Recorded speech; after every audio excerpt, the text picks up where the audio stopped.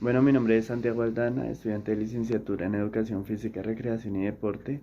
Eh, Hoy les voy a hablar sobre el sistema nervioso central.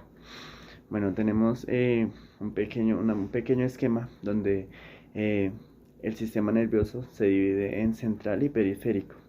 La parte periférica pues es la parte de las neuronas, de como tal todas las ramificaciones que reciben la información, y la parte del sistema nervioso central es, está dividido pues en dos, que es el encéfalo por un lado y por el otro lado tenemos el cerebro.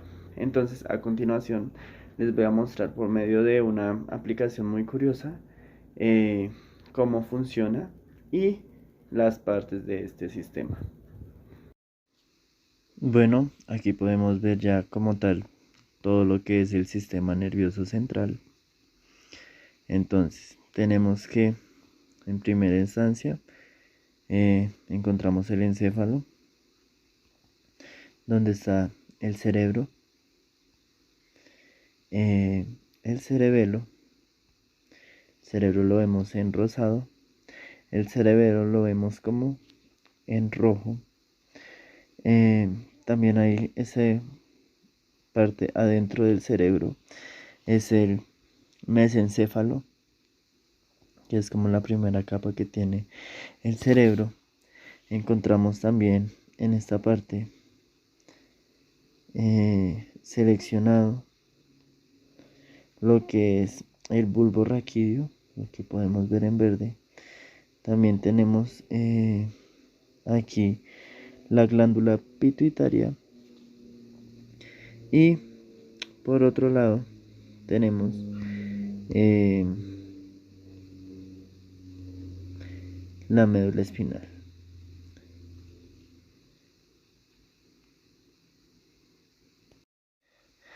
Bueno, en la parte que es el cerebro encontramos diferentes lóbulos.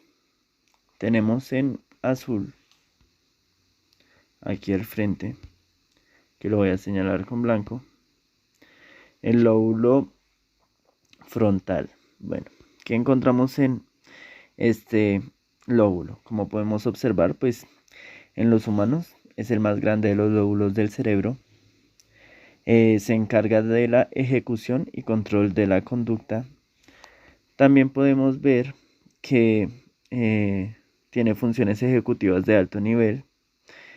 No está totalmente formado sino hasta los 24 o 25 años de edad. También es el encargado de la inteligencia cognitiva y el autocontrol. Eh, Se encarga de las emociones y resolución de problemas. Y pues como podemos observar, está en la parte frontal del cráneo. Por otro lado, encontramos el lóbulo parietal, que aquí lo vemos señalado en dos partes. El parietal, qué pena, en una sola parte, que es esta. Encontramos que se encuentra entre el frontal y el occipital. Procesa pues la información sensorial del cuerpo, integra la visión y la orientación espacial y se relaciona con la atención y la concentración perceptiva. Por otro lado, en morado encontramos el lóbulo occipital. Entonces lo voy a alejar un poco. Hoy, listo. El lóbulo occipital, como lo podemos ver, está en morado. Está localizado pues en la parte superior de la nuca. Sus funciones pues es la recepción e interpretación de imágenes. Almacena imágenes de nuestra memoria biográfica. Está directamente relacionado con la visión, el reconocimiento espacial, la discriminación del movimiento y los colores. Todo esto pues al lóbulo occipital.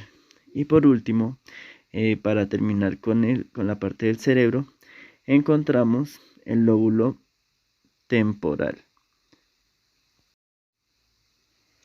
Entonces, en el lóbulo temporal encontramos que pues se encuentran los laterales del cerebro pegado a la sien. Es el encargado del aprendizaje, memoria y el lenguaje. Voy a hacerle un poquito de zoom.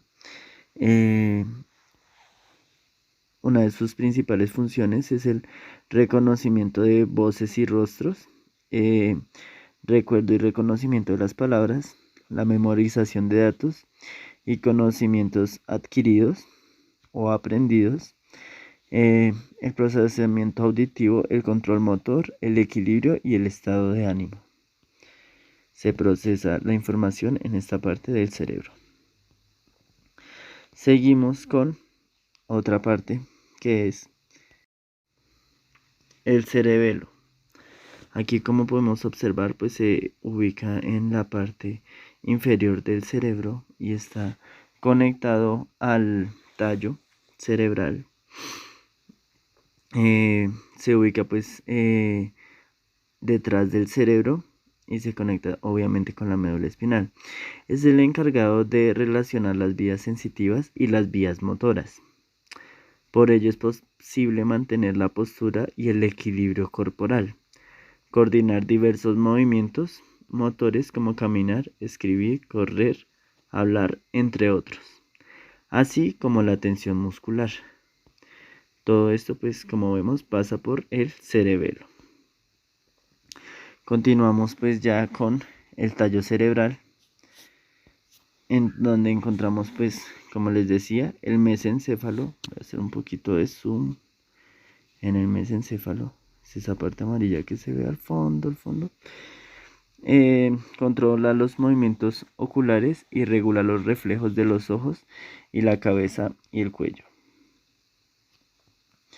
Después, por último, tenemos la médula espinal, que tiene dos funciones de gran importancia. Una es la aferente y otra es la eferente.